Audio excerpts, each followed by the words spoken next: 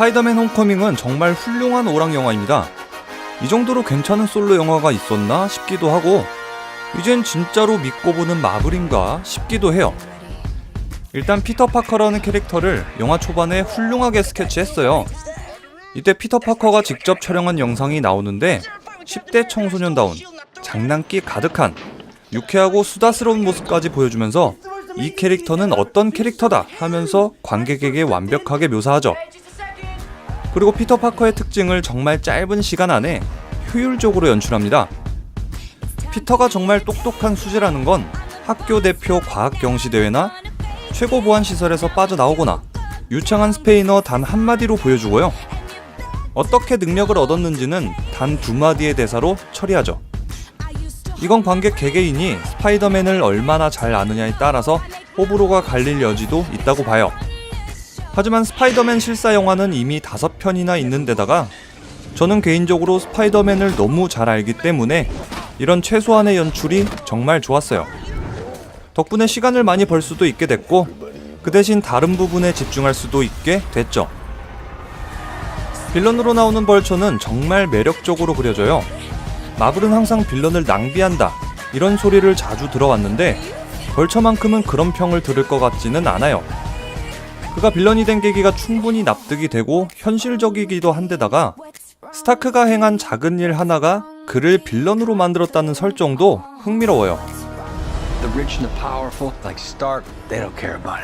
이때 벌처는 영웅들과 세상에 대한 회의감을 가졌을 텐데 부자는 자기 멋대로 살고 우린 그들이 먹고 남은 부스러기나 먹고 산다는 말이 벌처의 세상에 대한 회의감을 여과 없이 보여주죠.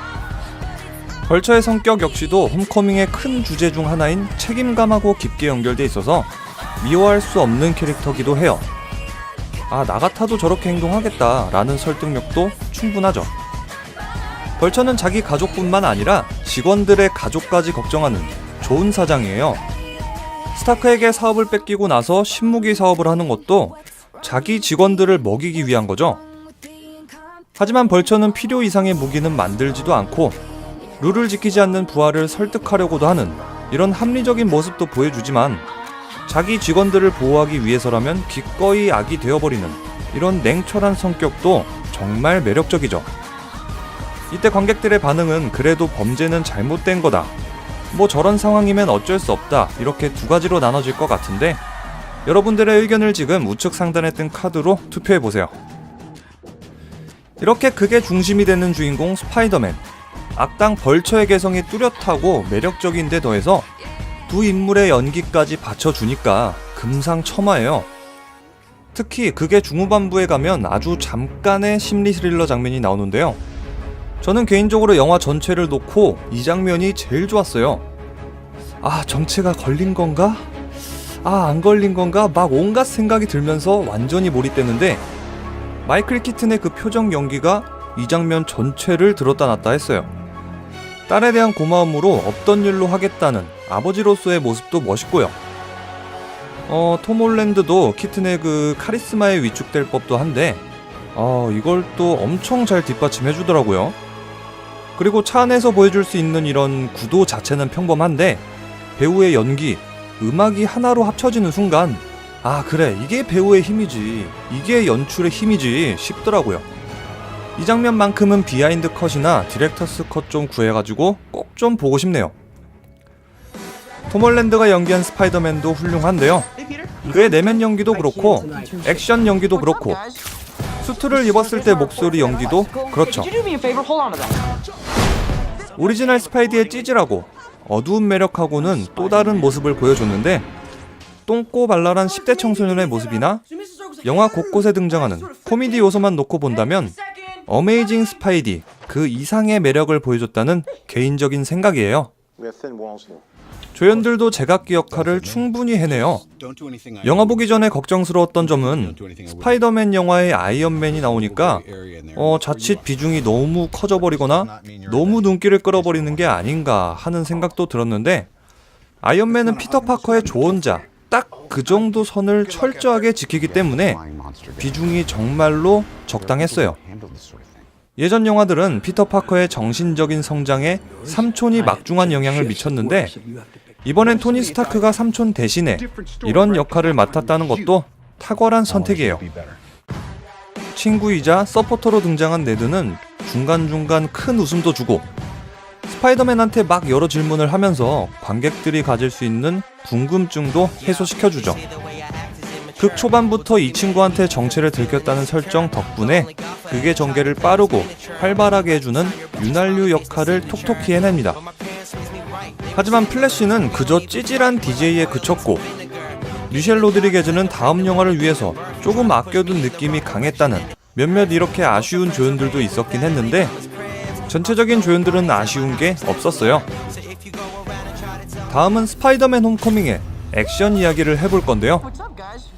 홈커밍판 액션의 키워드라고 하면 신선함이라고 할 수 있습니다. 일단 선택된 액션 장소부터가 새로운데요. 뉴욕 맨해튼의 빌딩 숲이 아닌 주택가에서 벌어지는 액션은 홈커밍에서만 볼 수 있어요. 그래서 처음에는 고층 빌딩이 나오질 않으니까 익숙하지가 않은데 그 대신 상당히 새롭게 느껴지는 액션 시퀀스예요.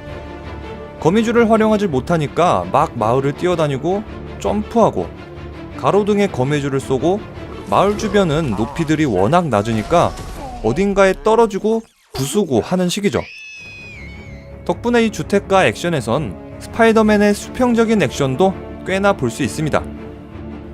워싱턴 마뉴멘트의 높은 위치 때문에 벌벌 떠는 스파이더맨도 처음 보는 광경이고요. 배가 가라앉지 않게 거미줄로 엮는 장면은 스파이더맨2 열차 씬의 오마주인 듯 보였어요. 하지만 스파이더맨2의 열차 씬이 워낙 임팩트가 컸던지라 상대적으로 약해 보였던 것도 사실이에요. 하지만 거미줄을 막 치면서 배를 묶는 이런 아크로바틱한 몸놀림은 정말 멋있더라고요. 그런데 크루즈라는 장소에 맞는 신선함은 보여주지 못했다고 생각하고요. 모래사장은 그저 인명피해 없이 비행기를 추락시키기 위한 장소로만 선정된 느낌이고 이런 환경을 이용한 액션을 보여주지는 못했어요. 마지막으로 비행기 액션 장면 전체는 진짜 어둡기도 한데다가 온갖 빛이 막 반짝거려서 도대체 뭐가 어떻게 돌아가는 건지 잘 모르겠더라고요. 그래서 이 부분만큼은 많이 아쉬웠어요.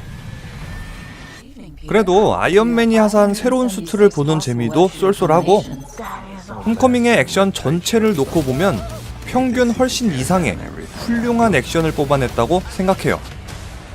이제 다음 이야기로 넘어가 보죠. 스파이더맨 홈커밍은 단순한 거미인간 이야기가 아닙니다. 청소년이 어른으로 성장해가는 청소년 드라마기도 하죠. 청소년 드라마의 단골 주제 사랑 역시 빠지면 안 되겠죠. 피터 파커는 뭐 예상대로 연애를 숙모한테 배웠어요 할 만큼 쑥맥의 모습을 보여주다가 수트를 뺏긴 직후에 조금 뜬금없이 고백하고 감정선이 갑작스럽게 진행돼서 저는 약간 당황했어요. 이입도 잘 안 되더라고요. 물론 계속해서 고백을 할까 말까 고민도 했고 스파이더맨을 좋아하는 여주를 보고 용기를 얻었겠지만 이 부분은 저에겐 아쉬움이 조금 많이 남았습니다. 하지만 청소년 드라마로서 피터 파커의 성장은 너무 잘 보여줬어요. 피터 파커는 빨리 어른이 되고 싶은 욕구도 보여주지만 특히 자기 자신과 스파이더맨 사이의 정체성도 고민하고 어떤 영웅으로 살아가야 할지도 고민하는데 이런 꼬맹이 영웅 피터의 고민이 잘 드러나요. I'm sick of Mr. Stark treating me like a kid. But you are a kid. Yeah, a kid who can stop a bus with his bare hand. 이런 질풍노도의 시기에는 어른들의 말 한마디, 행동 하나하나에 많은 영향을 받을 텐데 벌처, 해피오건, 숙모, 선생님, 샌드위치 아저씨 등등 이렇게 다양한 어른들의 행동과 태도를 보여주면서 이런 어른들의 행동 하나하나가 청소년에게 특히 이번 영화에선 피터 파커에게 어떤 영향을 미치는지를 잘 보여줬어요. 이 청소년 드라마로서의 피터 파커의 성장기 부분은 다음에 이 부분만 따로 영상으로 만들게요. 오리지널 스파이더맨의 히로인은 메리 제인, 어메이징에선 그웬 스테이시인데 둘 다 백인이었죠. 홈커밍에 등장한 리즈 앨런은 스파이더맨 실사판에선 최초의 흑인 히로인이에요.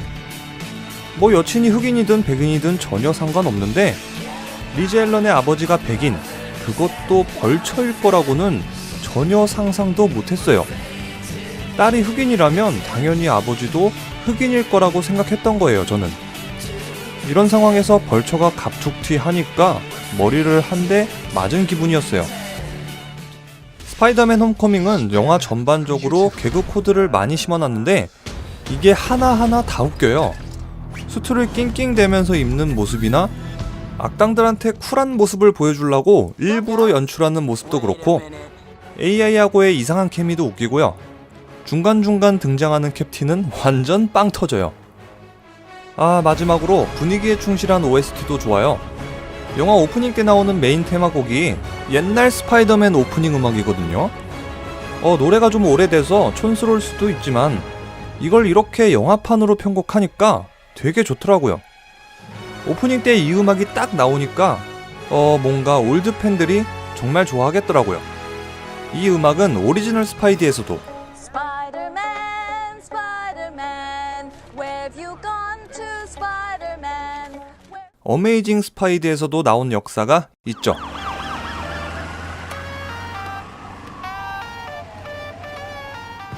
그리고 피터 파커가 처음 수트를 입고 활동할 때는 무슨 록 음악이 나오는데 되게 유쾌하고 활기가 넘쳐서 10대의 에너지를 잘 표현했고요. 전반적으로 분위기에 적절하게 어울리는 OST를 잘 삽입했다는 생각이에요. 스파이더맨 홈커밍은 아주 잘 만든 슈퍼히어로 액션 블록버스터 청소년 드라마 성장기 로맨 스릴러 영화입니다. 6월달엔 망작 삼형제가 나와서 힘드셨죠? 이 영화로 멘탈 회복하고 가세요. 가족, 친구, 연인 누구랑 같이 보든 평타 이상의 재미를 느낄 거라고 생각하고요. 몇 가지 사소한 단점이 있긴 하지만 영화의 흐름을 깰 정도도 아니니까 부담 없이 볼 수 있는 영화예요. 스파이더맨 홈커밍 리뷰는 여기까지입니다. 영상 재미있게 보셨다면 좋아요, 구독하기 누르는 거 잊지 마시고요. 그럼 지금까지 리뷰형이었습니다.